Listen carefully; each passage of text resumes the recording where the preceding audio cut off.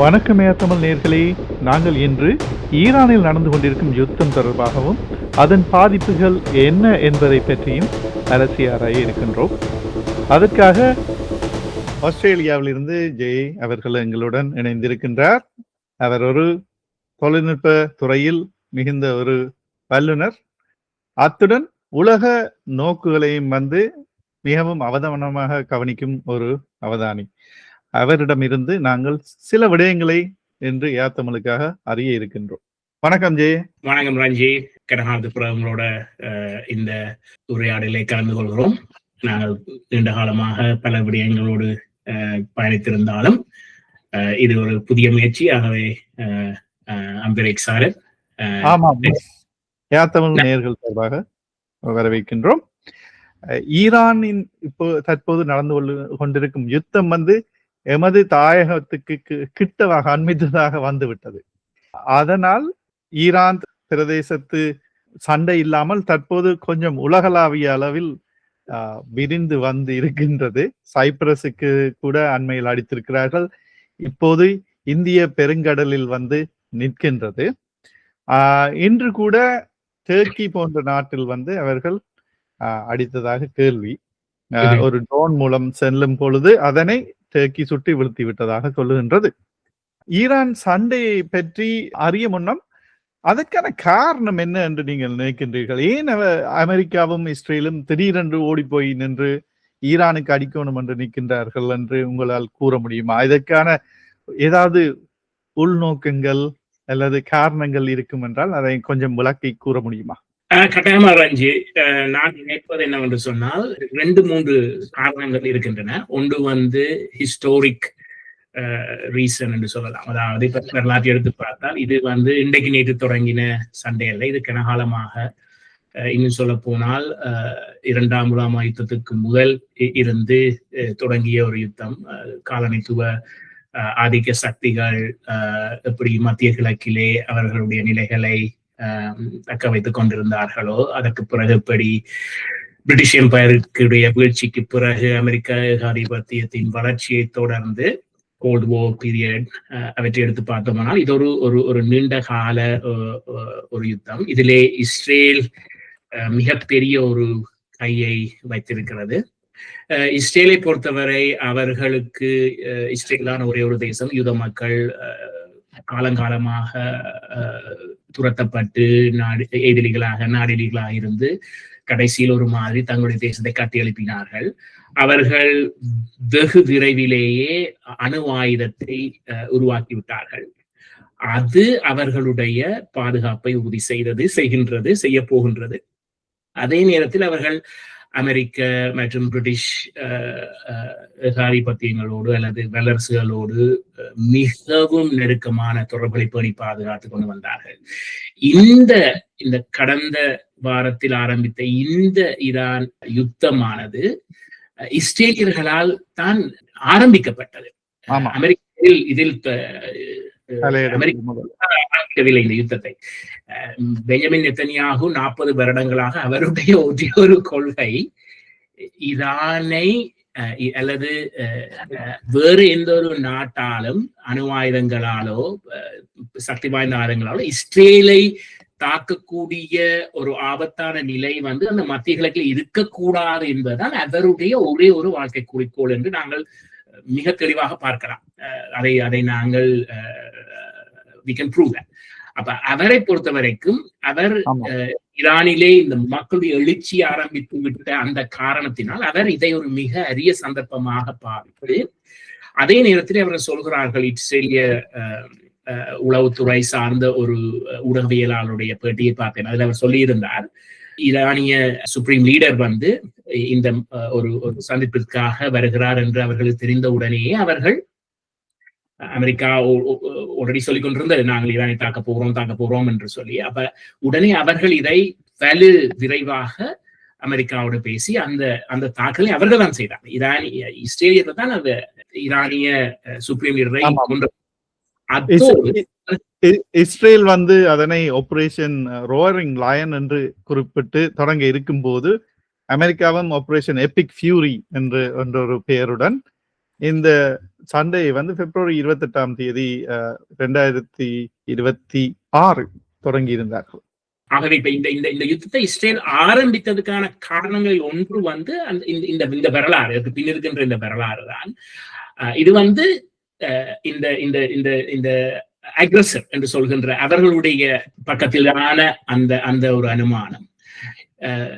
ஏன் ஈரானை அவர்கள் தாக்கினார்கள், அது ஏன் ஈரானுக்கு இவர்களுக்கு எதிர்வினை ஆற்ற வேண்டிய தேவை இருந்தது என்று பார்த்தீர்களானால், ஈரான் வந்து ஒரு ஒரு ஒரு பெரிய ஒரு ஒரு சாம்ராஜ்யம். 2500 ஆண்டுகளாக 1979 அவர்களுடைய அந்த இஸ்லாமிய ரெவல்யூஷன் வந்து அந்த அந்த சாம்ராஜ்யத்தை முடித்து வைத்தது. அது வரைக்கும் அவர்கள் இருந்த பாரசீகம், பாரசீகர்கள் என்று நாங்கள் படித்திருக்கிறோம். அவர்களுக்கும் எங்களுடைய வரலாற்றிலே பலவிதமான தொடர்புகள் இருக்கின்றது. இப்போது ஈரானுடைய நேவி கப்பல் இந்தியாவுக்கு சென்றதுக்கு ஆன காரணம் கூட அந்த அந்த நீண்ட கால நூற்றாண்டு கால வரலாற்று தொடர்பும் ஒரு காரணம். அதிலே அமெரிக்க கடற்படை கூட பங்கு பெற்றிருந்தது. அது ஒரு உலக நாடுகளுடைய ஜாயிண்ட் எக்ஸசைஸ். ஆகவே ஈரானியர்கள் வந்து 51ஆம் ஆண்டு காலப்பகுதியில் அவர்கள் ஒரு மிகவும் முன்னேறிய தேசமாக, அவர்கள் மத சார்பான தேசமாக இருக்கவில்லை என்று சொன்னால். என்னுடைய தந்தையார் வந்து முன்னர் ஈரானில் தான் வேலை செய்தார். ரெவல்யூஷன் நேரத்தில் தான் 1979ஆம் ஆண்டு பிளேன் மூலமாக வர முடியாமல் தரை மூலமாக ஆப்கானிஸ்தான், பாகிஸ்தான், இந்தியா எல்லாம் சென்றுதான் இலங்கையை வந்தடைந்திருந்தார். அவர் அங்கே வேலை புரிந்த நேரத்தில் அனுப்பிய படங்கள் எல்லாம் வந்து நான் சிறு பிள்ளையாக பார்த்திருக்கின்றேன். அந்த நேரத்தில் வந்து மொடர்னாக இருந்தது ஈரான் வந்து. இப்போ பெண்கள் எல்லாம் வந்து அமெரிக்காவுக்கு ஈக்குவலா அவர்களுடைய உடை, அணி, பாவனைகள் எல்லாம் அது காரணம் என்னன்னு சொன்னா அந்த ஷா, அந்த கிங், அந்த அவர்களுடைய அரசர் வந்து வெளிநாடுகளிலே ஐரோப்பாவிலே கல்வியற்று அவர் அமெரிக்காவை நோக்கி போக வேண்டும் என்ற ஒரு போக்கிலே இருந்தவர். ஆனால் அவருடைய நடைமுறை, அவர் ஒரு சீக்ரெட் போலீஸை வச்சிருந்தார். மிகப்பெரிய 79 அந்த காலகட்டத்திலே மிகவும் கடுமையாக நடந்து கொண்டு அந்த வருமானம், நாட்டின் வருமானம், ஓயில் வருமானம் வந்து மக்களுக்கு செல்லவில்லை. ஆகவேதான் கொமைனி பிரான்சில் இருந்து வந்து அவர் மத சார்பான ஒரு கொள்கையையும் ஈரானை வந்து மாற்றினார்கள். நான் அண்மையில் என்னுடைய ஒரு நண்பரை, ஈரானை சேர்ந்த நண்பருடன் தொலைபேசியில் உரையாடினேன். அப்போது அவர் தெரிவித்தார், தற்போது இருக்கின்ற கொடி கூட அரபிக்கில் எழுதி இருக்கிறார்கள். அந்த கொடியில் வந்து அது தங்கள் நாட்டை சேர்ந்த மக்களை ரெப்ரசன்ட் பண்ணவில்லை என்று சொன்னார். தங்களுக்கு அந்த கொடி கூட பிரத்தியாகத்தான் தெரிகின்றது என்று சொன்னார். அவர் ஒரு ஈரானியன், பிறந்து வளர்ந்தது எல்லாம் அங்கே ஈரானில். தங்களுடைய உண்மையான கொடி வந்து ஒரு சிங்கம், இலங்கையை போன்று சிங்கம் வால் பிடித்தபடி நடுவில் இருக்கும் கொடிதான் தங்களுடைய கொடி. அந்த கொடி வந்து தங்களுக்கு உண்மையில் இஷ்டமில்லாத ஒரு கொடி என்று கூட அவர் குறிப்பிட்டார். இந்த அரசாங்கத்தில் அன்று தொட்டே அவர்களுக்கு ஆதரவு இருக்கவில்லை போல தெரிகின்றது. ஏனென்றால் 19ஆம் ஆண்டு காலத்திலே 70-80க்கும் மேற்பட்ட விதமான மக்கள் இதை ஆதரித்தார்கள் என்று சொன்னால், கொமேனி வந்து மக்களால் ஷா தூக்கி எறியப்பட்ட பிறகுதான் விமானத்துக்கு வந்து இறங்கித்தான் அவர்கள் அந்த ஆட்சியை நிலைநிறுத்துகிறார்கள். அதற்கு பிறகு கிட்டத்தட்ட ஒரு 50 ஆண்டுகள் என்று சொல்லலாம். 50 ஆண்டுகளுக்கிட்ட அவர்களுடைய அரசியல் கொமைனி இருந்தார். அவர்கள் எப்பவுமே ஒரு ஆட்சியோ அல்லது ஒரு மாற்றம் வந்த பிறகு அந்த விடயங்கள் ஒரு வித்தியாசமான முறையிலே போகும் அடுத்தடுத்த தலைவர்களை பொறுத்து. மற்றது பூகோள ராஜதந்திர நகர்வுகள் கன நடந்தது. இப்ப நீங்கள் அந்த 79-91ஆம் ஆண்டு மட்டும் இப்ப நீங்கள் பெர்லின் வால் உடைஞ்சு விழும் மட்டும் பாத்தீங்கன்னு சொன்னா கோல்வார் நடந்தது. அப்ப அதுல அமெரிக்கா செய்த பல புண்ணியங்கள், பாவங்கள் வந்து அந்த உலகம் முழுக்க பல்வேறு வினைகளையும் எதிர்வினைகளையும் உருவாக்கி இருந்தது. அதற்கு 79க்கு முன்னர் நடந்த ஒரு விடயத்தை குறிப்பிட விரும்புகின்றேன். 79க்கு முன்னர் இருந்த டெமோக்ராட்டிக், அதாவது ஜனநாயக முறைப்படி தெரிவு செய்யப்பட்ட அரசாங்கத்தை வந்து அமெரிக்கா கவிழ்த்து தான் அந்த அரசரை கொண்டு வந்து அங்கே நிறுவினார்கள். அதற்கான காரணம் என்னவென்றால், இவர்களுடைய டாலரில் வந்து வியாபாரத்தை செய்ய மாட்டேன் என்று சொல்லி அந்த நாட்டில் தலைவர் வந்து ஜனநாயக முறைப்படி தெரிவு செய்யப்பட்ட தலைவர் எதிர்ப்பு தெரிவித்தபடியால் இவர்கள் தங்களுடைய டாலர் வேல்யூ வந்து குறைந்து விடும் என்பதற்காக ஆட்சி கவிழ்ப்பு அப்பவும் செய்து அவர்கள் கொண்டு வந்து இந்த அரசரை நிறுவினார்கள் தங்களுக்கு சார்பானது. அந்த அரசர் தனக்கு உரிய தங்களுடைய தெரிந்தவர்களுக்கு மட்டுமே அந்த ஆயில் மூலம் வந்த பணத்தை வந்து செலவழித்தார், அதனை வைத்துக் கொண்டார்கள். அன்றாட மக்கள் வந்து மிகவும் வறிய நிலைக்கு தள்ளப்பட்டதன் மூலம் மாணவர்கள் என்ன யோசித்தார்கள்னா, நாங்கள் இந்த அமெரிக்கன் எம்பசிக்கு போனால் அது உள்ளே இருக்கும் அந்த டாக்குமெண்ட்ஸ் எடுத்தோம் என்றால் எங்களுக்கு என்ன நடந்தது என்று தெரிய வரும். ஆகவே நாங்கள் உள்ளே சென்று உடைத்து அந்த டாக்குமெண்ட்ஸை எடுத்து பார்ப்போம் என்று மாணவர்கள் தான் இந்த புரட்சியை தொடங்கினார்கள். அந்த வேளையில் வந்து நீங்கள் குறிப்பிட்டது போல கொமேனி வந்து வெளிநாட்டில் இருந்தார், அவர் அங்கே இருக்கவில்லை. அப்ப அந்த மாணவர்கள் வருகின்றார்கள் என்று கேள்விப்பட்டு உடனடியாக அமெரிக்கன் சிவில் வேலை செய்து கொண்டிருப்பவர்களை கனேடியன் எம்பசிக்கு அனுப்பிவிட்டார்கள். பின்னர் 86 CIA ஆபரேட்டிவ்ஸ் வந்து அங்கே இருந்தார்கள். அவர்கள் வந்து என்னென்றா குறிப்பிட வேணும், மத்திய கிழக்கு மட்டுமல்ல சைனா மட்டுக்கும் இருக்கும் எல்லா CIA சம்பந்தப்பட்ட ஆபரேஷனையும் வந்து ஈரானை தலைமையமாக கொண்டுதான் இயங்கி வந்தார்கள். அப்பொழுது 86 CIA ஆபரேட்டிவ்ஸ் அந்த இடத்தில் அமெரிக்கன் எம்பசியில் இருந்தார்கள் அந்த வேளையில். ஆர்கோ என்ற பெயரில் ஒரு படம் வந்தது நினைக்கிறேன். ஆர்கோ ARGO என்ற பெயரில் ஒரு படம் வந்தது. அது இந்த சந்தர்ப்பங்களை தத்ரூபமாக படம் பிடித்ததாக அமெரிக்கன் பெர்ஸ்பெக்டிவ். அதுல இன்னொன்று குறிப்பிட வேணும் என்னன்னா, இவர்கள் அந்த டாக்குமெண்ட்ஸ் எல்லாத்தையும் ஷ்ரெட் பண்ணி கொண்டிருந்தார்கள். அதில் வெட்டிய வண்ணம் இருக்கும் பொழுது மாணவர்கள் வந்து அந்த ஷ்ரெட் பண்ண எல்லா டாக்குமெண்ட்ஸ் இருக்கின்ற பேக்கையும் கொண்டு போய் பக்கத்தில் இருக்கும் ஹை ஸ்கூல் மாணவர்களிடம் கொடுத்து, உங்களுக்கு பசில் செய்ய விருப்பம் தானே, இந்த செய்யுங்கள் என்று அவ்வளவு டாக்குமெண்ட்டையும் மீள அவர்கள் பதிவேற்றி கேட்ட நாட்டுக்கெல்லாம் கொடுத்தார்கள். இப்படித்தான் இவர்கள் கவிழ்த்தார்கள் தங்களுடைய அரசாங்கத்தை என்று. அந்த மாதிரி செய்து கொண்டிருக்கும் வேளையில் தான் கொமேனி என்டர் பண்றார் அங்க சீனுக்கு. என்டர் பண்ணி தலைமை தாங்குவார். ஏனென்றால் அவர்களால் அதுக்கு பிறகு என்ன செய்வதென்று அவர்களால் முடிவு செய்ய முடியாத நேரத்தில் தான் அதனை டேக் ஓவர் பண்ணி நான் இனி பார்த்துக் கொள்கின்றேன் என்று நடந்த நிகழ்வுகளை போலத்தான் இருக்கிறது. ஆமாம். சோ அப்பொழுது தனக்கு பாதுகாப்புக்காக அந்த மாணவர்களையே ரெவல்யூஷனரி கார்ட் என்ற ஒரு இராணுவ அமைப்பை சேர்த்து அவர்களுக்கு பதவிகளையும் வழங்கி இருந்தார் கொமேனி. அதன் மூலம் தன்னுடைய ஆட்சியை தக்க வைத்துக் கொண்டார். அதற்கு எதிர்ப்பு தெரிவிப்பவர்களுக்கெல்லாம் இந்த ரெவல்யூஷனரி கார்ட் மூலமாக அடக்கி ஆளத்தக்கனையான, இன்று வரைக்கும் அடக்கி வைத்திருக்கத்தக்கனையான ஒரு நிலைமையை அவர்கள் உருவாக்கி வைத்திருக்கின்றனர். கிட்டத்தட்ட 1 மில்லியனுக்கு மேற்பட்ட மக்கள் இந்த IRGC-யிலே அங்கத்தவர்களாக அல்லது அதன் தொடர்புடையவர்களாக இருக்கிறார்கள் என்று. அப்ப நீங்கள் பார்த்தீர்கள் என்று சொன்னால் அதில் ஒரு பெரும்பான்மையான மக்கள் அரசாங்கத்திற்கு வேலை செய்கிறார்கள். அப்ப அந்த மிகவும் பெரிய அளவிலே அவர்கள் அதை வளர்த்தெடுத்து விட்டார்கள். ஐ மீன், இதற்குரிய பரவல்கள் எங்களுடைய தேசங்களிலும் பல விதங்கள் நடந்திருக்கின்றன, நீங்கள் அதை நினைத்து பார்க்கலாம். ஆகவே இதுகள் வந்து ஒரு நேச்சுரல் எவல்யூஷன் தான். இது வந்து ஒரு அரசாங்கத்தை உருவாக்கின பிறகு அவர்கள் கிட்டத்தட்ட 50 ஆண்டு காலமாக அதிலே தொடர்ந்து அவர்களுடைய எனர்ஜியை பணத்தை போட்டு அவர்கள் அதை விரிவாகி இருக்கிறார்கள்.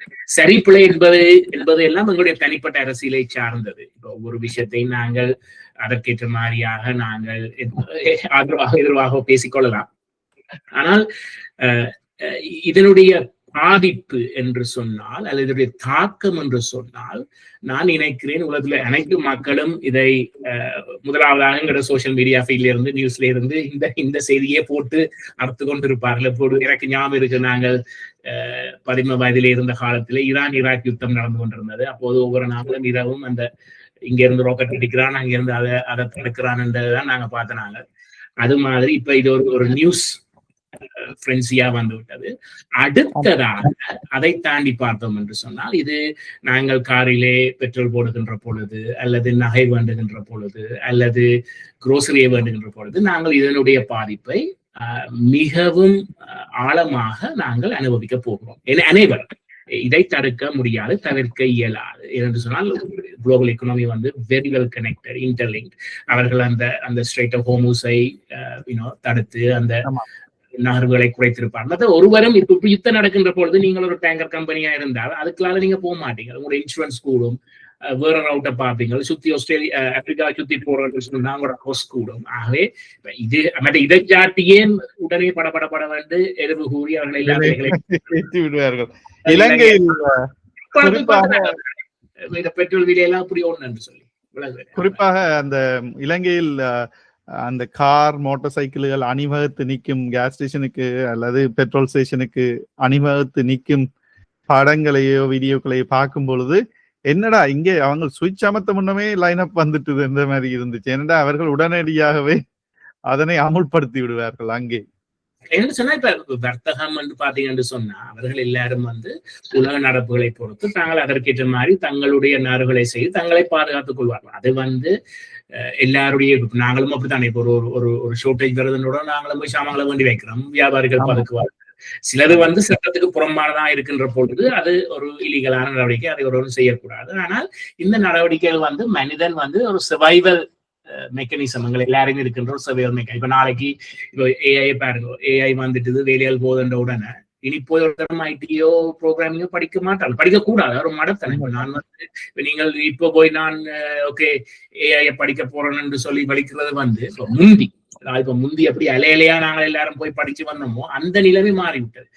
நீங்கள் அதுல ஆழமாக படிக்க வேண்டும், அல்லது நீங்கள் அதுல ஒரு நிறுவனத்தை தொடங்க வேண்டும், அல்லது ஒரு ஆராய்ச்சி செய்ய வேண்டும், அல்லது இதை நான் வைத்துக்கொண்டு எனக்கு ஒரு ஐடியா இருக்குது, அல்லது இதுல நான் வேற செய்யலாம்னு சொன்னாலே ஒழிய என்று சொன்னா இப்ப நீங்க நிறைய பார்க்கலாம். எத்தனையோ பேருக்கு வேலை வாய்ப்புகள் இல்லை. இப்ப யூனிவர்சிட்டி படிச்சுட்டு போற கனப்படிகளுக்கு இன்டர்ன்ஷிப் ஆப்பர்ச்சுனிட்டி கிடைக்கல என்று சொன்னா அந்த ஏஐல தாக்கம் வந்து மிகவும் ஆழமாக தொடங்கிவிட்டது. இப்ப ஈரான் யுத்தத்தால இந்த ஏஐலையும் ஒரு பாதிப்பு இருக்கு. என்ன நடக்குன்னு சொன்னா இப்ப நீங்க பாத்தீங்கன்னு சொன்னா இப்ப கேட்ட அந்த காரணத்துக்கு வருகிறேன். ட்ரம்ப் வந்து $2 trillion ஒரு இன்வெஸ்ட்மெண்ட் பிளான் ஒன்றை போட்டிருந்தார் மத்திய கிழக்கிலே ஏஐ தொடர்பா. ஏன்னா இப்ப அமெரிக்க எக்கனாமி மிகவும் அவர்களுக்கு எக்கச்சக்கமான கடன் இருக்குது. அவர்கள் வந்து கடனுங்கிற வட்டியே எக்கச்சக்கமா பே பண்ணி கொண்டிருக்கிறாங்க. ஆகவே அவர்களுக்கு வந்து இப்ப தொடர்ந்து காசை பிரிண்ட் பண்ணி அவர்கள் வேலையோ குறைச்சி கொண்டு போயினோம். டாலர் கூட கிட்டையில கொஞ்சம் விழுந்தது. அப்ப என்ன நடக்குன்னு சொன்னா இவர்களுக்கு ஏஐ வச்சு அமெரிக்காவில தான் அந்த frontier models, close source frontier models வந்து அமெரிக்காவில் தான் இருக்கின்றன. அவருடைய சிப்ஸ் ஆகட்டும், NVIDIA சிப்ஸ் ஆகட்டும், அது வந்து அவர்களுக்கு மிகவும் ஒரு சாதகமான இருக்காக இதை வைத்துக்கொண்டு அவர்கள் எப்படியாவது இருந்து வெளியில வர வரும். ஆகவே ட்ரம்ப் வந்து இப்ப இந்த $2 trillion மத்திய கிழக்கிலே சவுதி அரேபியா, பஹ்ரைன், துபாய் மற்ற நாடுகளோடு சேர்ந்து இந்த இன்வெஸ்ட்மெண்ட் பிளானை போட்டு செய்து கொண்டு வருகிறது. அப்ப அப்படி வரைக்குள்ள ஈரான் போன்ற ஒரு நாடு நியூக்ளியர் கேப்பபிலிட்டி எடுத்து விட்டது என்று சொன்னால் இஸ்ரேல் அழிக்கோணம் என்று இருக்கிற நாடு, அமெரிக்கா அழிக்கொண்டிருக்கிற நாடு, அதனால பல டிஸ்ட்ரப்ஷன்ஸ் வரலாம்.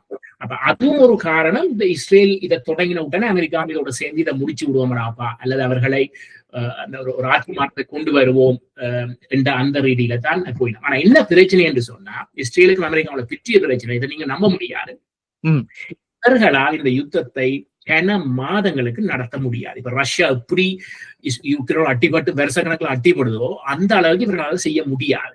ஏனென்றா இது வந்து ஒரு bombing campaign, precise bombing campaigns. அப்ப இதுகளுக்கு நிறைய டெக்னாலஜி, நிறைய வளங்கள் தேவை. மற்ற இந்த மாதிரியான இதுகளை வந்து ஆயிரக்கணக்கில் நீங்கள் துப்பாக்கி குண்டுகளை தயாரிப்பது போல தயாரிப்பதில்லை. ஆக இவர்கள் இதை சஸ்டெயின் பண்ண இல்லாத ஒரு கொஞ்சம் அழைக்கிறோம். ஆனா இதான் வந்து இவர்களுக்கு ஒரு அதிர்ச்சியை கொடுக்கின்ற அளவு இருக்கு. இப்போதும் கூட நின்று திருப்பி தாக்கி கொண்டிருக்கின்றது ஒரு பெரிய ஒரு. ஆனால் நீங்கள் பார்த்தீர்கள் என்றால் ஈரான் சண்டைக்கு வந்து எத்தனையோ தசாப்தங்களாக இதற்கு தங்களை தயார்படுத்தி கொண்டு இருக்கின்றார்கள். ஹமாஸை உருவாக்குவதோ சரி, அல்லது ஹிஸ்புல்லாவை உருவாக்குவதோ சரி, போன்ற நடவடிக்கைகள் எப்போது தொடங்கியதோ அப்போதே அவர்கள் போருக்கு தயாராகி விட்டார்கள்.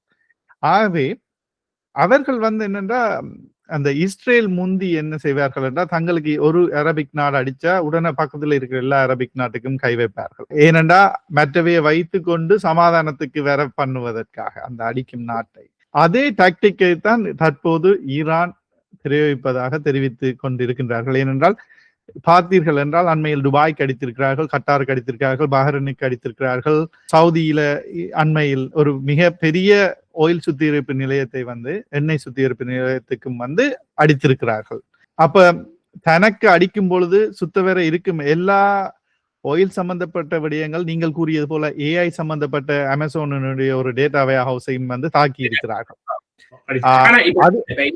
இதுல என்னன்னு சொன்னா வந்து அவர்கள் அமெரிக்க முகாம்களைத்தான் அங்கே தாக்கினார், அவருடைய பேஸ்களைத்தான் தாக்கினார்கள் ஆரம்பத்தில். பிறகுதான் விமான நிலையங்கள் என்று தொடங்கி இப்போது எல்லாத்தையும் அடிக்க தொடங்கி விட்டார்கள். ஆரம்பத்தில் நான் நினைத்தேன் அவர்கள் ஓகே, இப்ப அமெரிக்காவும் இஸ்ரேலும் சேர்ந்து யுத்தம் செய்கிறபடியால் அமெரிக்க இஸ்ரேலிய இன்ட்ரெஸ்டுகளை தாக்கலாம், அது ஒரு நியாயமான விடயம்.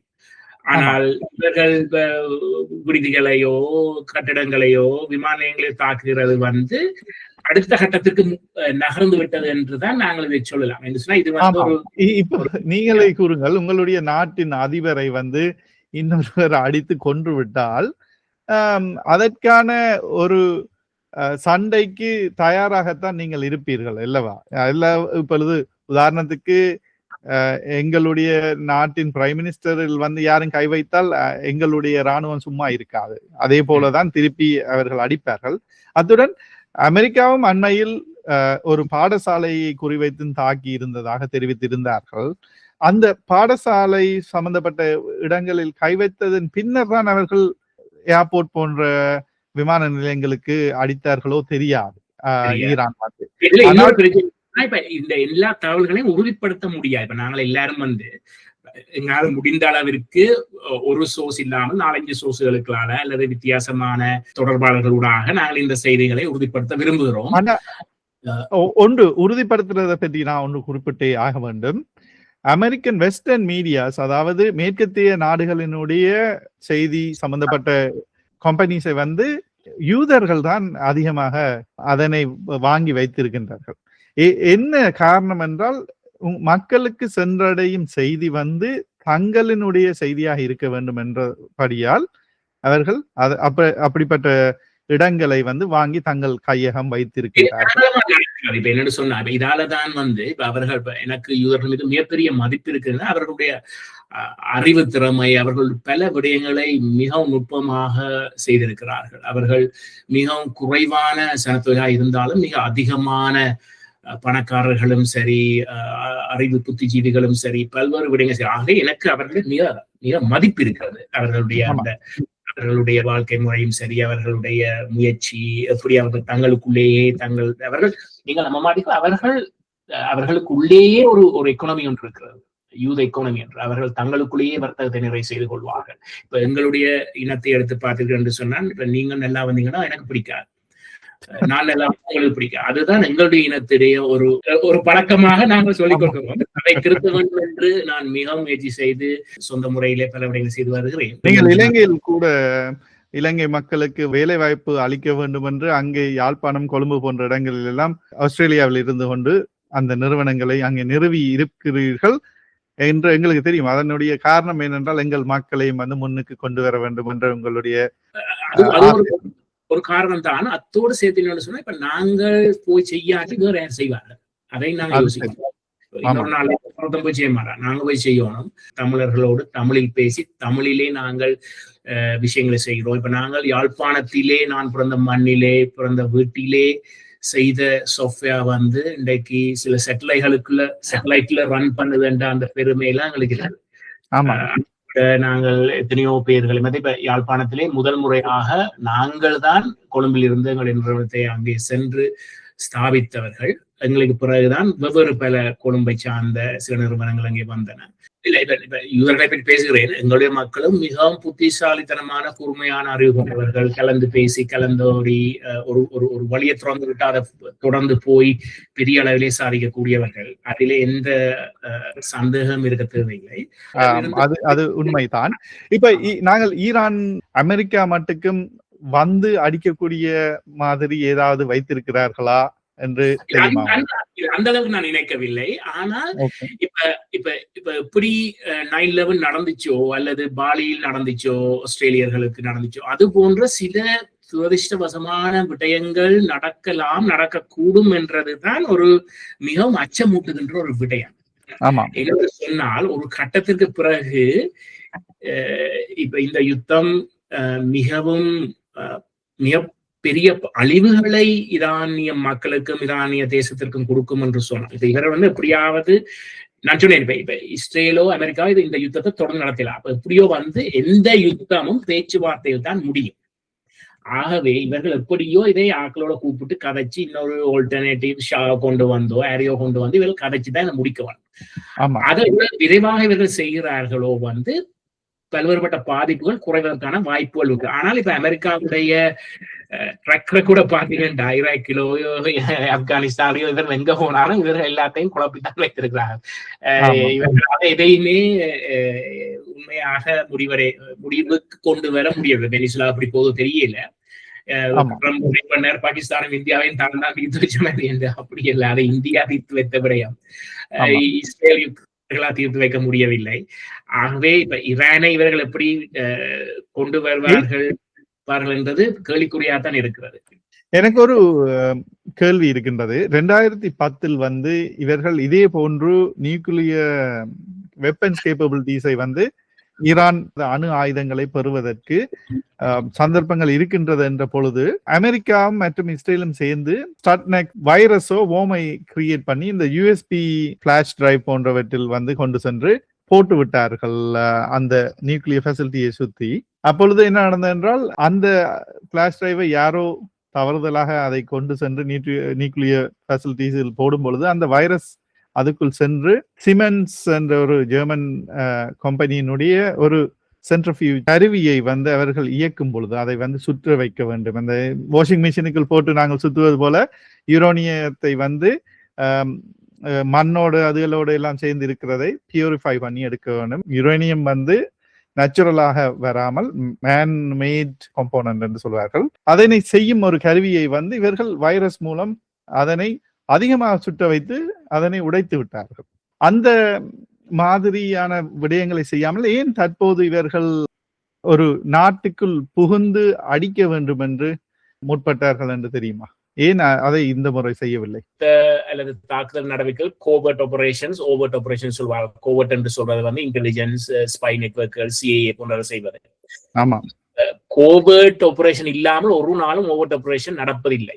இப்ப இவர்கள் ஒரு தாக்குதல் நடப்பதற்கு முன்னால் கூட இவர்கள் சொன்னார்கள் இஸ்ரேலிய உளவுத்துறை ஈரானிலேயே மிகப்பெரிய எம்ப்ளாயர் என்று சொன்னா அது மொசாட் தானா என்று சொன்னா அந்த அளவுக்கு அவர் உளவாளிகளை ஈரானில் வைத்திருக்கிறார். ஈரான்ல பொருளாதாரம் பாதிக்கப்பட்டிருப்பதால் கனவேருக்கு வேலை இல்லை. அப்ப மொசாட் காசை கொடுத்து லட்சக்கணக்கான ஆறு வேலைக்கு வச்சிருக்கு. அப்ப அவர்கள் என்ன சொல்றான்னு சொன்னால் அந்த இவர்களுடைய டார்கெட்ஸ், இவர்களுடைய அந்த உயர் அதிகாரிகளை இவர்கள் குறிவைத்து தாக்குகின்ற பொழுது அவர்களிடம் மொபைல் போன் ஒன்றும் இல்லையா. ஆக இவர்கள் என்ன செய்யறாங்க, அவருடைய பாதுகாவலர்களுக்கு மொபைல் போன் இருக்கு, பாடி கார்ட்ஸ். அப்ப அதுகளை வச்சு ட்ராக் பண்ணித்தான் இவையெல்லாம் கண்டுபிடிச்சு இவையெல்லாம் ஒரு இடத்துல இருக்கிறோம் என்று சொல்லி அடிச்சு இஸ்ரேல் பேஜர் அட்டாக்கள் எல்லாம் கணக்க செஞ்சது. அப்ப அதுல இப்ப நீங்கள் அவங்களுக்கு ஹேட்ஸ் ஆஃப் டு தேம். அவங்க ஒரு பெரிய ஒரு சாமானியப்பட்டவர்கள் அல்ல, மிகவும் தொழில்நுட்பத்திலே திறமையானவர்கள். ஆகவே இப்ப நிறைய கோவர்ட் ஆபரேஷன் செய்திருப்பாங்க. இதை செய்வதற்கு முதல் இப்ப அங்க அந்த அப்ரைசிங் எல்லாம் இந்த மக்கள் தனியா அப்ரைசிங் செய்யறதில்லை. இவர்கள் உளவாளிகளை அனுப்பி இவர்களுடைய ஆக்களை அனுப்பித்தான் கொடி பிடிச்சு அதை கொளுத்தி இதை கொளுத்தி தொடங்கி விடுறது, அந்த நெருப்பை தொடங்கி விடுறது இவருடைய ஆக்கள் தான். ஆகவே நிறைய கோவர்ட் ஆபரேஷன் அங்க நடந்து கொண்டு இருக்கும், இன்னும் நடக்கும். ஓவர்டா இவர்கள் செய்தது என்னன்னு சொன்னா, அப்படி ஒரு கொல்ல வேணும் என்று சொன்னால் அடித்துத்தான் உழைக்க வேணும், அதை மறைக்க முடியாது. இப்ப அதை சொன்னாத்தானே இப்ப இவர்கள் முடிஞ்சால் நஞ்ச கொடுத்து கூட கொல்ல வச்சிருப்பார்கள், அல்லது ஒரு ஹார்ட் அட்டாக்ல செஞ்ச கூட செய்யக்கூடிய ஆக்கள். ஆனா இவர்களே சொன்னா இந்த நியூஸ் தெரிய வேணும், தாங்கள் உங்களோட பாம்பின் தலையை வெட்டி விட்டோம் என்று அந்த மக்களுக்கு சொல்ல வேண்டும் என்று. ஆனால் இப்ப அடுத்த இது எப்ஸ்டீன் ஃபைல் போன்ற விடயங்கள் மற்றும் நெட்டன்யாஹூ இஸ்ரேலில் தன்னுடைய பிரபல்யம் குறைந்த வண்ணம் வருகின்றது என்பதற்காக இதனை செய்திருக்கக்கூடிய வாய்ப்புகள் இருக்காதா? இப்படி மக்களுக்கு தெரியுமா? நெட்டன்யாஹூட டேர்ம் இந்த வருஷத்தோட முடியுது. இந்த 2026 டேர்ம் முடியுது. அப்ப இவருக்கு இதை விட்ட சான்ஸ் இல்லை. மற்ற இப்ப இவர்கள் அக்டோபர் 7 அந்த அந்த அந்த இஸ்ரேலில் நடந்த தாக்குதல் கூட இஸ்ரேலுக்கு தெரியுமாம் இது நடக்க போகுது என்று சொல்லி அவர்கள் இவங்களை அடிக்கட்டும் என்று விட்ட மாதிரி கூட கதை அடிபடுது. இதுகள் கான்ஸ்பிரசி தியரி தான். ஏனென்றா இவங்க இப்படி அடிச்சாதான் அவங்களை திருப்பி அடிக்கலாம். அந்த அக்டோபர் 7 இது ஈரானும் அவருடைய அலைகளும் தங்களோட தலைக்கு தாங்களே வச்ச வேட்டு. இப்ப கிட்டத்தட்ட அந்த மாவிலார நாங்கள் மூடின மாதிரி கூட சொல்லலாம். ஏனென்று சொன்னா அதற்கு பிறகுதான் இவ்வளவு நடக்குது.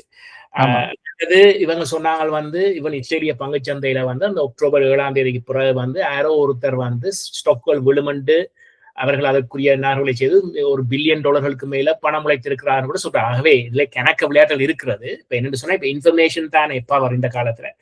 நீங்க சொல்வது பார்த்தால் அவர்களுக்கு ஏற்கனவே தெரியும், தெரிந்து கொண்டு பேசாமல் இருந்தார்கள். இதை ஆரம்பிக்க விட்டு செய்து அதே நேரத்துல வந்து ஆரம்ப காலத்தில் இதை பற்றி கேள்விப்படுகிறப்ப நான் இதெல்லாம் சும்மா அவங்க கதையாட்டி விடுறார்கள். ஆனால் இப்ப இருந்து சிந்தித்து பார்த்தீர்கள் என்று சொன்னால் இவைகள் வந்து ஒரு நேச்சுரல் ப்ரோக்ரஷன் தான். இப்ப எனக்கும் உங்களுக்கோ வந்து இன்றைக்கு வேலைக்கு போகணும், அந்த கஸ்டமரோட பிரச்சனையை முடிக்கணும், இந்த மாதிரி டியூஷனுக்கு கொண்டு போகணும் தான் எங்கட பிரச்சனையா இருக்கு. ஆனா கட்டத்துக்கு நீங்க போன பிறகு உங்களோட பிரச்சனை வந்து இந்த நாட்டுல என்ன நடக்குது, அந்த நாட்டுல என்ன நடக்குது, அப்புறம் ஒரு கட்டத்துல வந்து அந்த கிரகத்துல என்ன நடக்குது, மாசுல என்ன நடக்குது, மூணுல என்ன நடக்குன்னு வேற. ஆகவே இது ஒரு இவல்யூஷன் தான். இப்ப நாங்கள் எல்லாரும் எங்களுடைய லெவல்ல எங்களுடைய தளத்துல நின்றோன்னு நாங்க பேசுறோம். இப்ப இன்னொரு விடயம் வந்து நாங்கள் பார்க்கணும். இப்ப எனக்கு அடிச்சா இந்த நண்பன் வருவான், ரைட்? அண்ட் தளபதி ரேஞ்சில அங்க ஈரானோடையும் கொஞ்சம் நண்பர்கள் இருந்தார்கள். ரஷ்யா, நார்த் கொரியா, சைனா போன்றவர்கள் வந்து ஆக்சிஸ் ஆஃப் ரெசிஸ்டன்ஸ் என்ற பெயரில் வந்து ஒன்றாக இருந்தார்கள் ஈரானுடன். அப்ப ஈரானுக்கு அடி விழும் பொழுது நேரடியாக அமெரிக்காவோ இஸ்ரேலுடன் அவர்கள் மோதுவதற்கு ஏதாவது வாய்ப்பு இருக்கின்றதா? அதுகளை பற்றி கூற முடியுமா? இப்ப இதுல நீங்க பாத்தீங்கன்னா இப்ப கடைசியா வந்து இந்த ஃபேடோ போன்ற அந்த அணு ஆயுத ஆலைகள் சம்பந்தப்பட்ட தாக்குதல் அமெரிக்கா செய்த போது கூட சைனாவோ ரஷ்யாவோ ஒன்றும் அவர்கள் யுஎனில் எதிர்ப்பு தெரிவித்தார்கள், தங்களுடைய ஆதரவை தெரிவித்தார்கள், அமெரிக்காவை கண்டித்தார்கள். அது வந்து வளமையாக நடக்கிறது தான். ஆனா அவர்கள் எதையும் டிரெக்டாக செய்ததில்லை. ஆனால் பல செய்திகள் வந்தன வந்து இந்த யுத்தங்கள் இந்த மாதிரியான சண்டைகள் நடந்துகின்ற பொழுது சைனாவுடைய பல விமானங்கள் அங்கே லேண்ட் பண்ணதாக, ரஷ்ய விமானங்கள் அங்கே லேண்ட் பண்ணதாக எல்லாம் செய்திகள் வந்து கொண்டிருந்தன. அப்போ அந்த தாக்கம் நடந்த போது கூட கதை எடுத்து விட்டார்கள். ஈரானிய சுப்ரீம் லீடர் இன்னொரு நாட்டுக்கு ஓடி விட்டார் என்று கூட எல்லாம் கதை விட்டார்கள் இதைகளை வைத்துக் கொண்டு. இப்ப சைனா வந்து ஈரானிலே மிகப்பெரிய இன்வெஸ்ட்மெண்ட் செஞ்சிருக்குது. மற்றது சைனாக்கு ஈரானிய ஆயில் இல்லாமல் அங்க ஒன்று நடக்காது. சைனா பொறுத்த வரைக்கும் மற்றவட பெல்ட் அண்ட் ரோடு இனிஷியேட்டிவ் அந்த இதுகள் மற்றவட சில்க் ரோடு அவர்களும் இந்தியாவை போல மிகவும் தொடர்புடையவர்கள் ஈரானோடு. ஆகவே அவர்களுக்கு இதில் பெரிய பாதிப்பு வரும். இந்த ஒரு புதிய அரசாங்கம் வந்து அவருடைய கொள்கை மாறினாலோ அல்லது அவருடைய வளங்கள் அளிக்கப்பட்டாலோ அல்லது ஒயில் விலை ஏறினாலோ பெரிய பிரச்சனை வரும். இப்ப இந்தியா வந்து ஆல்ரெடி ரஷ்யா ஆயில் பண்ண தொடங்கிட்டான் இந்த சண்டை தொடங்கினோட. அப்ப அது ஒரு பிரச்சனை. மக்களுடைய எழுச்சி, போராட்டங்கள், ஆர்ப்பாட்டங்கள் நடந்து கொண்ட காலத்திலே அவர்கள் இன்டர்நெட்டை கட் பண்ணி விட்டார்கள் ஈரான் அரசாங்கம். அப்போது இலோன் மஸ்குடைய ஸ்டாலிங் போன்ற டெர்மினல்களை வைத்துக் கொண்டு பல்வேறு விஷயங்கள் சமூக வலைத்தளங்களில் வந்து கொண்டிருக்காங்க. திடீரென்று பார்த்தால் அதையும் அவர்கள் பிளாக் பண்ணிவிட்டார்கள். இது என்னென்று பிளாக் பண்ணா என்று பார்த்த போது அவர்கள் கண்டுபிடித்தார்கள் சைனா ரஷ்ய கருவிகளை தொழில்நுட்பத்தை பாவித்துத்தான் இதை அவர்கள் சாதித்தார்கள் என்று கம்ப்ளீட் பிளாக் வைத்திருந்தார்கள். ஆகவே சைனாவும் ரஷ்யாவும் வந்து அங்கே இருக்கின்றன, அவர்களுடைய தொழில்நுட்பங்கள் அங்கே இருக்கிறார்கள், அவருடைய நிறுவனங்கள் இருக்கின்றன, அவருடைய தொழில்நுட்பம் இருக்கின்றன. அது வந்து உண்மை. ஆனால் இது எந்த அளவிற்கு யுத்தமாக ஒரு தாக்குதலாக போகும் என்றதான் எங்களுக்கு சொல்ல முடியாது. அநேகமாக நான் நினைக்கிறேன் ரஷ்யாவும் சைனாவும் அதை தவிர்த்துக் கொள்ள பார்ப்பார்கள். அதே நேரத்தில் வந்து இவர்கள் கட்டாயமாக கதைத்துக் கொண்டுதான் இருப்பார்கள். இவர்கள் புட்டினும் ஜியும் வந்து கட்டாயம் ட்ரம்போடு தொடர்பு கொண்டு பேசுவார்கள், இந்த யுத்தத்தை முடிக்க சொல்வார்கள், ஒரு பர்டிகுலர் ஒரு டைம் ஃப்ரேமுக்குள்ள முடியுங்க கொண்டு சொல்வார்கள். இது போன்ற நகர்வுகள் காய் நகர்த்தர்கள் வந்து கட்டாயம். இப்ப நீங்கள் எங்களுடைய முள்ளிவாய்க்கால் நடந்து கொண்டிருந்த போது கூட பல்வேறு விடயங்கள் நடந்தன. அதில் சில பேர் சில விஷயங்களை செய்யாமல் இருந்தார்கள். அன்று கூட நான் கேள்விப்பட்டேன் சம்பந்தர் மீது கூட ஒரு பெரிய குற்றச்சாட்டு வந்தது. அவர் அந்த கடைசி காலத்திலே அவர் இவங்க சாகட்டும் என்று விட்டு விட்டார் என்று மக்களை பாதுகாக்க சில முயற்சிகள் எடுத்த போது அவர் பங்கு பெற்றவில்லை, நித்திரை கொண்டு கொண்டிருந்தார் என்றெல்லாம் சொல்லப்படுகிறது. அப்படி சில நேரங்களில் காய் நகர்த்தல்களை நகர்த்துவார்கள், சில நகர்த்தல்களை தடுப்பார்கள். இப்படி எல்லாம் பல விடயங்கள் நடக்கும் என்று சொன்னா நீங்க வழியா பாத்தீங்கன்னா இப்ப நாடு நீங்கள் இருந்து காய்ச்சி கொண்டிருக்கிறோம். ஆனால் இதே மாதிரி என்னையும் உன்னையும் போன்ற சில மனிதர்கள் தான் சில பதவிகளில் இருக்கிறார்கள். கிட்டத்தட்ட ஒரு 10,000 பேர் உலகிலே இருக்கிறார்கள். அவர்களால் இந்த உலகத்தின் மிகப்பெரிய நடவடிக்கைகளும் முடிவுகளும் ஆரம்பிக்கப்படுகின்றன, எடுக்கப்படுகின்றன. அதாவது சாதக பாதங்களை தான் நாங்கள் சந்தித்து சீவித்துக் கொண்டிருக்கிறோம். இவர்கள் ஈரானுக்கு வந்து யுக்ரைன் போரின் போது ரஷ்யாவுக்கு ட்ரோன் டெக்னாலஜிகளை வந்து ஈரான் வழங்கி இருந்தார்கள். ஸ்பெஷலி கமகாசி ட்ரோன் என்று சொல்வார்கள். அந்த ட்ரோன்களை வந்து சுட்டு வீழ்த்தி இருக்கிறார்கள். படமெடுத்து ஈரானினுடைய நேரடி சீரியல் நம்பருடன் வர படம் எடுத்து இன்டர்நெட்டில் போட்டிருந்தார்கள். அவர்கள் உதவி புரிந்து கொண்டிருக்கின்றார்கள் அந்த யுக்ரைன் போரில் கூட. நீங்கள் பார்த்தீங்கள் என்றால் அந்த ட்ரோன் டெக்னாலஜியில் வந்து இப்பொழுது முன்னணியில் நிற்பது வந்து 2 நாடுகள். ஒன்று வந்து ஈரான், மற்றது டர்க்கி. தற்போதைய சண்டையில் கூட நீங்கள் குறிப்பிட்டது போல அவர்கள் மிசைல்ஸையும் ட்ரோனையும் வைத்து கொண்டு தான் இந்த சண்டையை ஈரான் முன்னெடுத்து கொண்டிருக்கின்றது. ஏனென்றால் அவர்களிடம் இருக்கும் விமானங்கள் எல்லாம் பழைய விமானங்கள், பழைய டெக்னாலஜி. ஏனென்றால் அவர்களுக்கு ஒரு குறிப்பிட்ட நாட்களுக்கு பின்னர் அவர்களால் வாங்க முடியவில்லை. உதாரணமாக அட்வான்ஸ் ஆன கேப்பபிலிட்டிஸ் ஆன ஒரு விமானம் பெற்றுக்கொள்ள முடியும். 59ஆம் ஆண்டுல இருந்து 79 வரைக்கும் அமெரிக்காவிடம் இருந்தால் இவர்கள் F-15 எல்லாம் வேண்டாங்க. ஷா இருந்த காலத்துல சரி F-2 F-5 என்று சொல்றாங்க. அந்த காலத்து டெக்னாலஜி வச்சிருந்தாங்க. அந்த நேரத்திலே ஈரானும் ஈராக்கும் சண்டை பிடித்த போது சதாம் ஹுசைனுக்கு ஆயுதங்களை கொடுத்தது அமெரிக்கா. ரஷ்யா தான் இவங்களுக்கு மிக்கையும் மிராஜையும் கொடுத்து அடிச்சது. 2 பேரும் அடிபட்டார்கள். பிறகு சதாம் ஹுசைன்கிட்ட வெப்பன்ஸ் ஆஃப் மேஸ் டிஸ்ட்ரக்ஷன் இருக்கு பொய்ய கிளப்பி விட்டு இவங்க அங்க போய் பெரிய அழிவுகளை செய்தார்கள். அது மாதிரி ஆப்கானிஸ்தான்ல ரஷ்யா இருக்கேக்க அவனுக்கு சாம்சவனை கொடுத்தது அமெரிக்கா. இவர்களை உருவாக்கி விட்டதே அவர்கள் என்றுதான் சொல்லுகிறார்கள். இப்ப வந்து இப்ப உலகம் முழுக்க அணுவாயுதங்கள் இப்படி அமெரிக்கர்களும் ரஷ்யர்களும் ஜெர்மானியர்களும் அணுவாயுதத்தை 2ஆம் உலக யுத்தத்திலே கண்டுபிடித்து கொண்டு வந்த பிறகு இந்தியாவுக்கு யார் கொடுத்தது, சைனாக்கு யார் கொடுத்தது, சவுத் ஆப்பிரிக்காவுக்கு யார் கொடுத்தது என்று பாத்தீங்கன்னா சவுத் ஆப்பிரிக்கா தான் ஒரே ஒரு நாடு முன்னைய அணுவாயுத சக்தி. அவர்கள் அணுவாயுதங்களை அழித்து விட்டார்கள். எல்லாரும் வைத்திருக்கிறார்கள். பாகிஸ்தானுக்கு யார் கொடுத்தது, சைனா கொடுத்தது. அப்ப பாகிஸ்தான் தான் அணுவாயுதம் உள்ள ஒரே ஒரு இஸ்லாமிய நாடு, மிலிட்டரி ரெஜிம் நாடு. இப்ப உண்மையா பார்த்தால் பாகிஸ்தான் தான் மிகவும் பயங்கரமான ஒரு எதிரியாக அமெரிக்காவுக்கு இருக்க வேணும். ஆனா அவர்களோட நண்பர்களா இருக்கிறபடியாக அதை பத்தி கதைப்பதில்லை. இப்ப நாங்க சொல்றோம் வந்து உக்ரைனுக்கு அமெரிக்கா ஆயுதம் கொடுக்கறது ஓகே. அப்படி என்று சொன்னா ரஷ்யாவுக்கு டர்க்கியோ ஈரானோ ஆயுதம் கொடுக்குற ஏன் புல? அவர்களும் இவர்களை போன்ற ஒரு நாடு. அவர்களிடையே வர்த்தக உடன்படிக்கைகள் இருக்கின்றன. அவர்கள் வேண்டுகிறார்கள், இவர்கள் விற்கிறார்கள். இது என்ன பிரச்சனை என்று சொன்னா எனக்கு பிடிச்சதுதான் நீ செய்யணும், எனக்கு பிடிக்காது நீ செய்யாண்டு வரைக்கும் இந்த சிக்கல்கள் மாறுது. ஆனா என்னன்னு சொன்னா இதுல மிக முக்கியமான விஷயம் என்னன்னு சொன்னா அமெரிக்காவுடன் கூட மிகவும் சிறந்த ட்ரோன் டெக்னாலஜி இருக்கிறது, இஸ்ரேலும் கூட இருக்கிறது.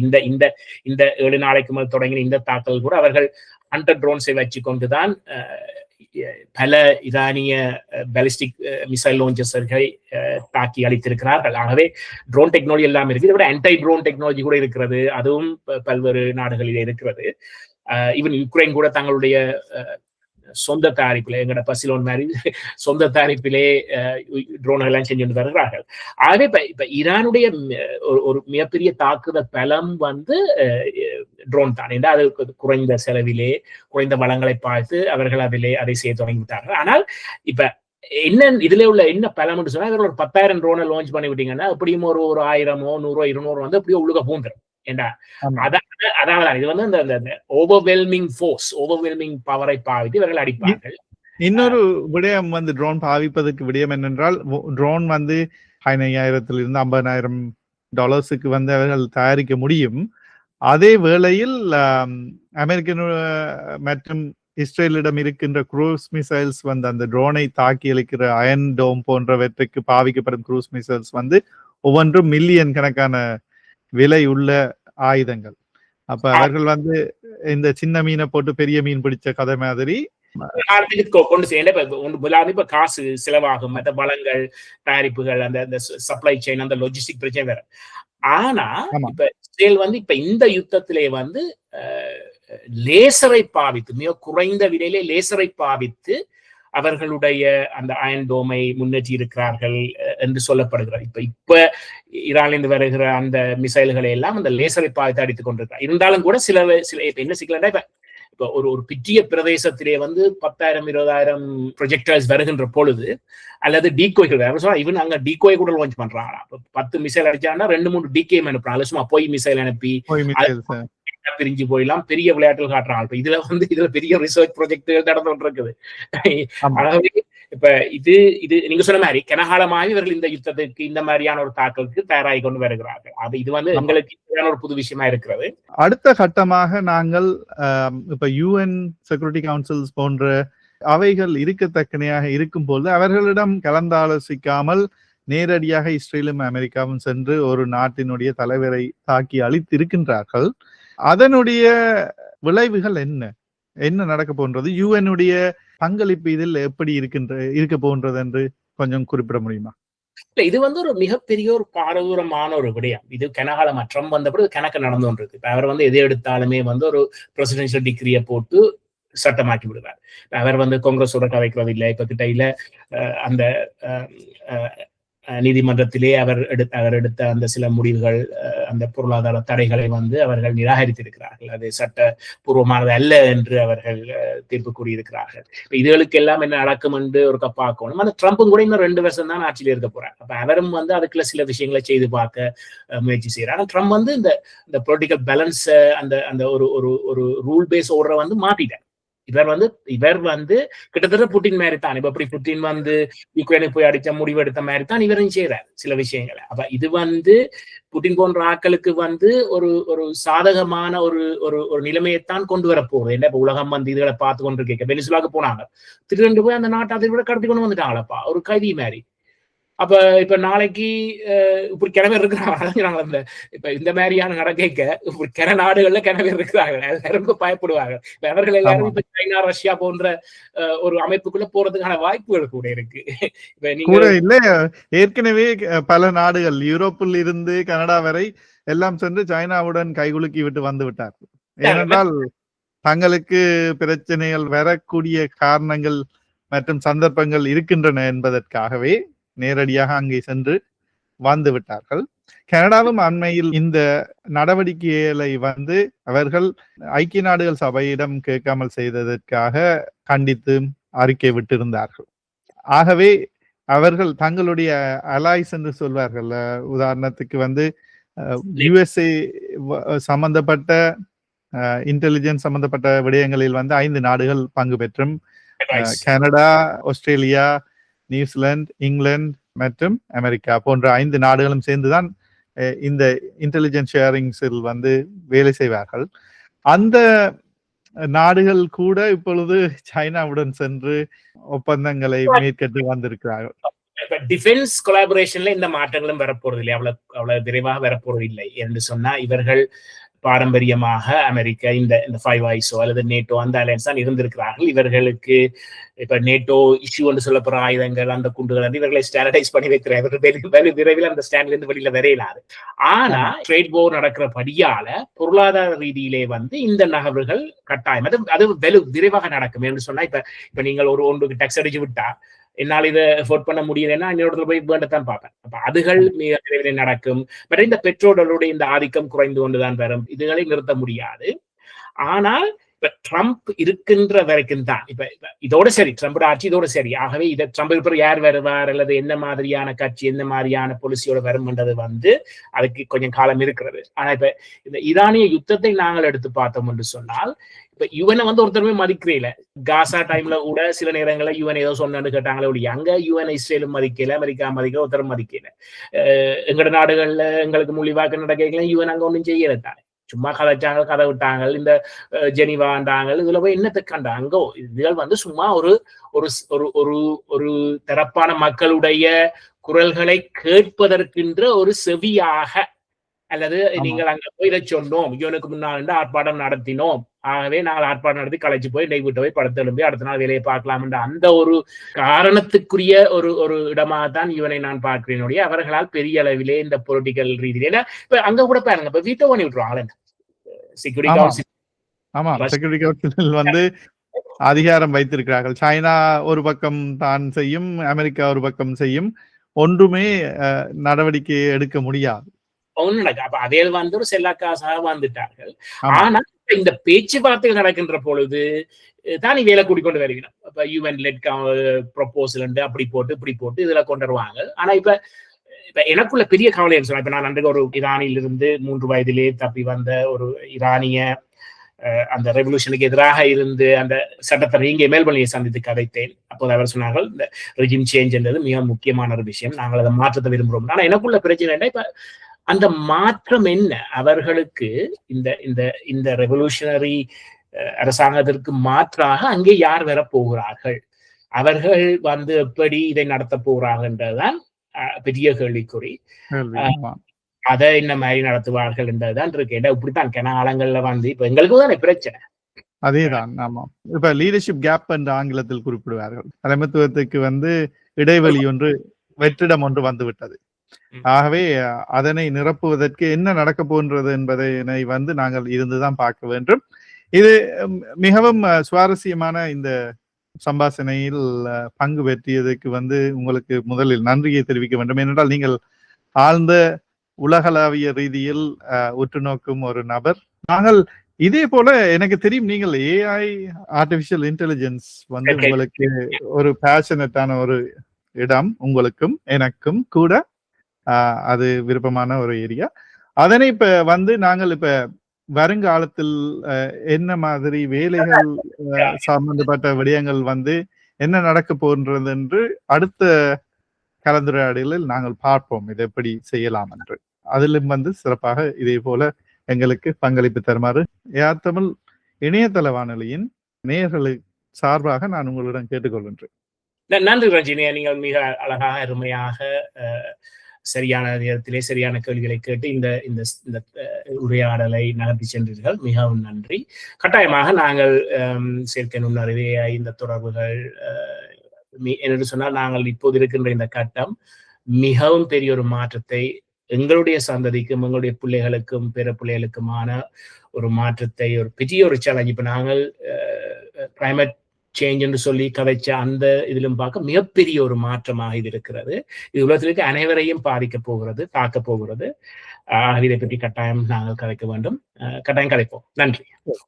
நன்றி அண்ணா.